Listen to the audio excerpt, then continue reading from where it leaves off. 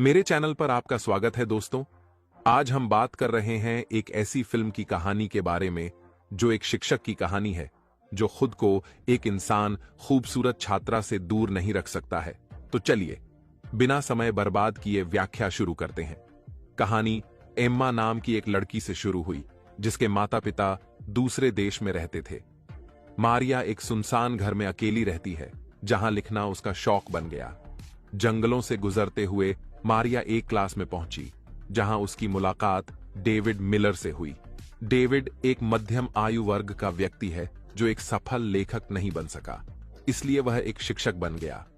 जब मारिया डेविड की कक्षा में आई तो उसने उसे पाठ्यक्रम में दी गई कुछ किताबें पढ़ने के लिए कहा, लेकिन मारिया ने पहले ही वे सभी किताबें पढ़ ली थीं। तभी वहां नोरा नाम की एक और लड़की आई जो न केवल इस कक्षा की छात्रा है बल्कि जोहान की अच्छी दोस्त भी है। वे दोनों कुछ खाने के लिए बाहर गए। डेविड ने मारिया के बैग में एक वयस्क पुस्तक देखी। डेविड का दोस्त हैरिश भी उसकी कॉफी लाने के लिए यहां आया। उसने डेविड से पुस्तक ली और पढ़ना शुरू कर दिया।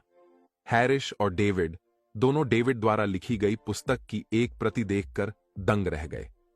डेविड की पत्नी लिजेल उसका ध्यान आकर्षित करने के लिए रात में व्यस्त है।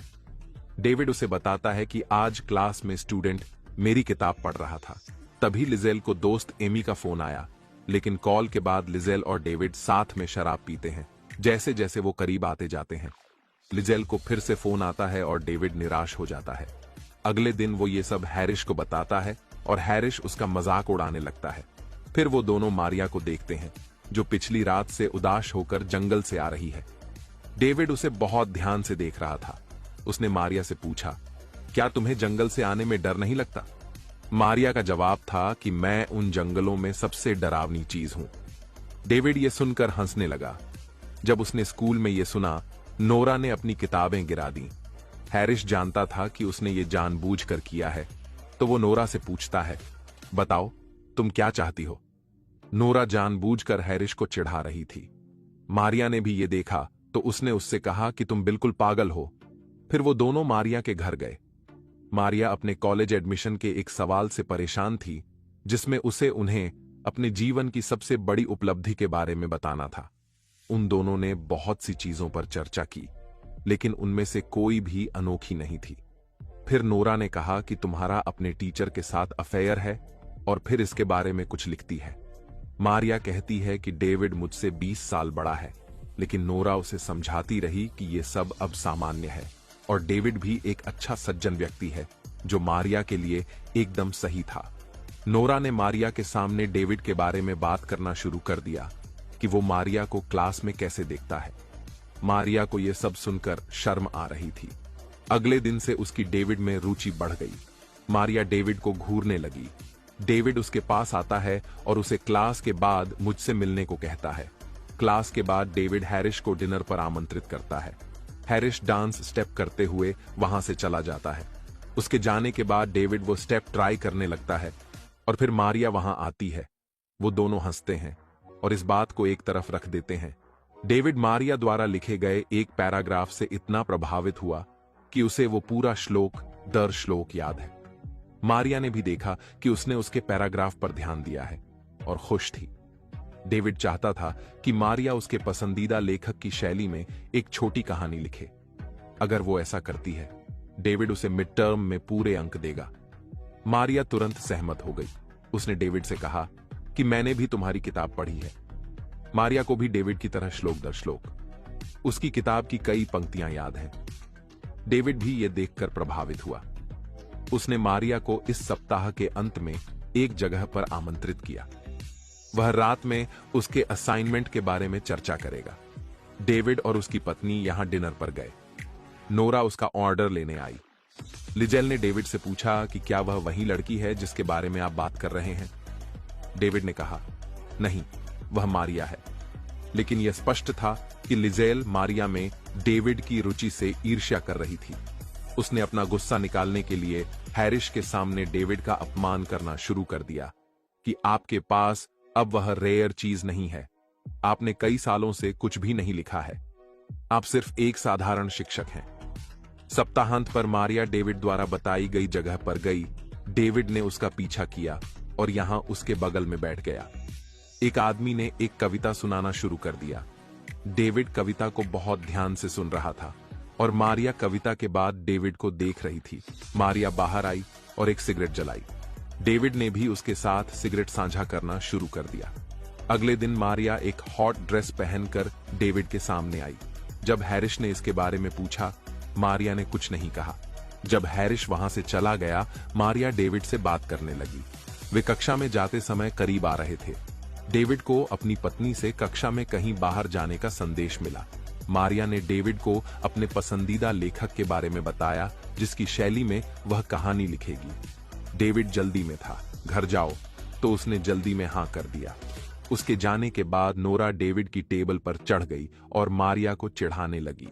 तभी हैरिश डेविड से मिलने आया। नोरा हैरिश को चिढ़ाने लगी। उसने उसका फोन अपने कपड़ों में रख लिया, लेकिन यहां मारिया नहीं मिल रही। दूसरी तरफ उसका फोन पाकर डेविड का अपनी पत्नी के साथ जाने का प्लान कैंसिल हो गया, क्योंकि वह अपने काम में व्यस्त थी। फिर डेविड को मारिया से फोन आया। दरअसल डेविड गलती से मारिया का फोन अपने बैग में रख लाया था। डेविड और उसकी पत्नी का प्लान पहले से ही कैंसिल था, इसलिए डेविड मारिया को फोन देने के लिए चला गया। जब वह मारिया के घर के बाहर पहुंचा तो वहां बारिश होने लगी और मारिया एक पतली ड्रेस में डेविड के पास आई।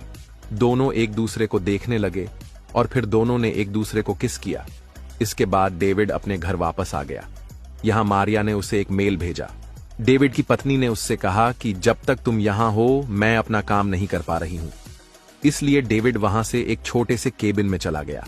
यहां डेविड ने मारिया द्वारा भेजी गई कहानी को प्रिंट किया। उसने इसे पढ़ना शुरू किया। ये एक एडल्ट स्टोरी थी। इस स्टोरी में एक स्टूडेंट और एक टीचर जैसे डेविड और एम्मा के बारे में बात की गई थी। डेविड उत्साहित हो गया। उसने अपनी पैंट उतार दी, लेकिन अगले दिन सब कुछ बदल गया। डेविड ने मारिया को फोन नहीं किया, जैसा वह पहले करता था। मारिया ने उससे पूछा, क्या हुआ? डेविड ने कहा कि उसे उसकी कहानी बिल्कुल पसंद नहीं आई। इसमें बहुत सारी गलतियां हैं। जब मारिया ने कहा कि हमारे बारे में सब, डेविड ने साफ कह दिया कि हमारे बीच कुछ नहीं है।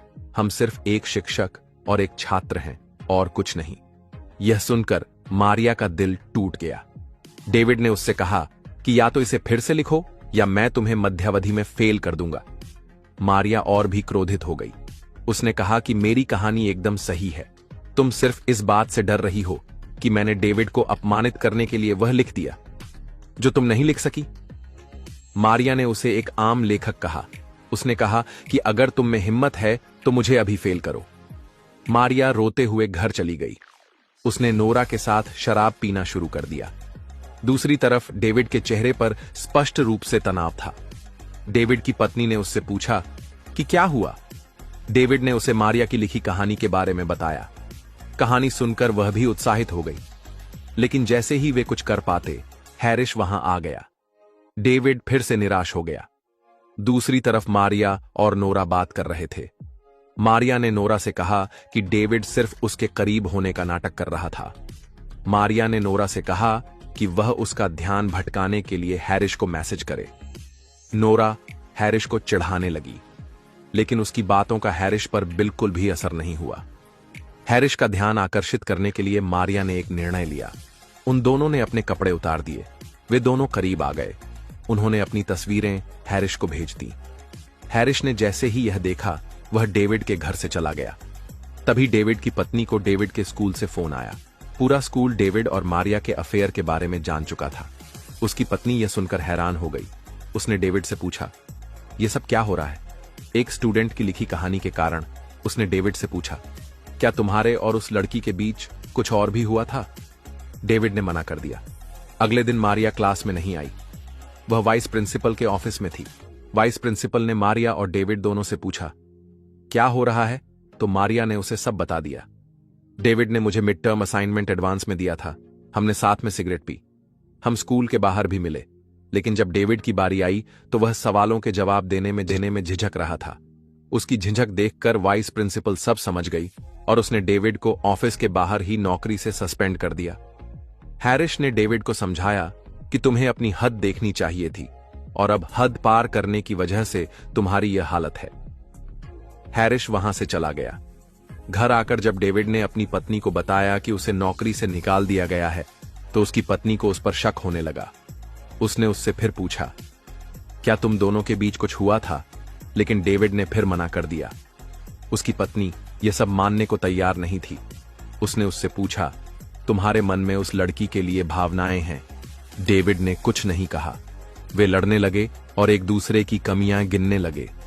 लड़ाई इतनी आगे बढ़ गई कि डेविड की पत्नी ने उसे तलाक देने का फैसला कर लिया। दूसरी तरफ नोरा मारिया से मिलती है। उसने कहा कि तुमने जो किया उसके कारण डेविड की नौकरी चली गई। लेकिन अब मारिया को इसकी परवाह नहीं है। उसने कहा कि डेविड ने मुझे कम आंका, लेकिन अब उसे पता चल जाएगा कि मैं वास्तव में क्या हूं। मारिया ने ये सारी बातें अपनी सबसे बड़ी उपलब्धि को बताई। अंत में मारिया ने कहा कि न तो डेविड के पास अब नौकरी है और न ही उसकी पत्नी है। तो दोस्तों, आज के वीडियो में बस इतना ही। अगर आपको यह वीडियो पसंद आए तो लाइक बटन दबाएं और मेरे चैनल को सब्सक्राइब